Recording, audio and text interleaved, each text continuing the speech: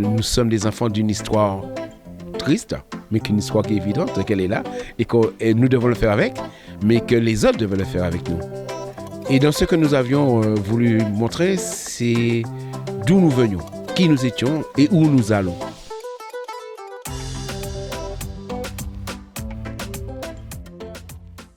Je m'appelle Nicolas Chérizé-Côté. Je suis né à Martinique. J'ai 66 ans et je suis le président de l'association Métis à Nantes. La place de ma culture d'origine, c'est la manière dont j'ai été élevé par mes parents, de ceux qui nous ont transmis à travers leur culture, puisque c'est celle que j'ai appris d'eux. Et je constate que qui représente notre culture, c'était la façon d'être. Et aujourd'hui, puisque je suis de Calredeux, puis je revois ça, et je dis je suis riche de ça, parce qu'aujourd'hui, je continue à faire la culture que j'ai appris à faire avec eux. J'ai un petit jardin que j'aime bien.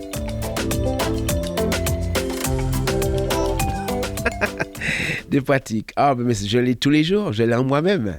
À travers mon sourire, à travers comment je rencontre les gens, ce que je partage. Et puis, j'ai aussi, nous avons, la culture, elle est riche, elle est culinaire. Je cuisine beaucoup. Puis, à travers notre façon de nous habiller, nous avons des traditions aussi chez nous.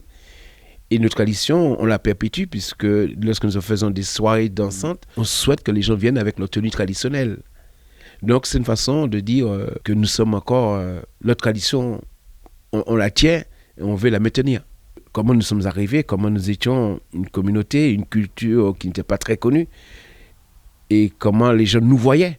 Et aujourd'hui, nous sommes installés et nous avons démontré par nos capacités comment nous sommes maintenant aujourd'hui. Et je crois que les gens nous regardent autrement maintenant.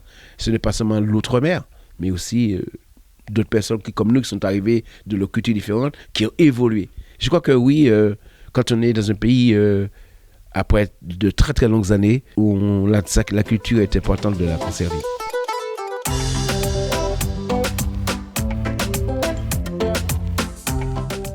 J'ai senti cette rupture avec mon pays en arrivant en France.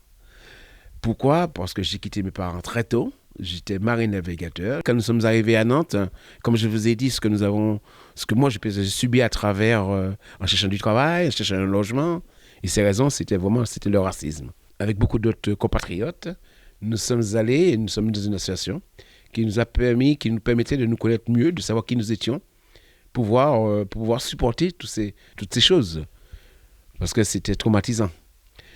Et dans ce que nous avions voulu montrer, c'est d'où nous venions, qui nous étions et où nous allons.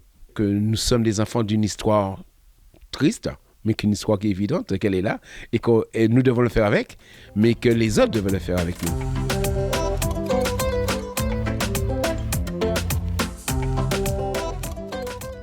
Moi, je pense que la culture est très, très importante et nous devons la communiquer. Mais pour la communiquer, il faut la connaître. Il faut connaître son histoire, il faut connaître celui de son père, sa mère, de son pays. Et donc, quand on connaît tout ça, on est capable de la garder et puis de l'assumer et de le partager avec nos enfants, parce que nos enfants, il faut qu'ils fassent aussi. Ça quoi, c'est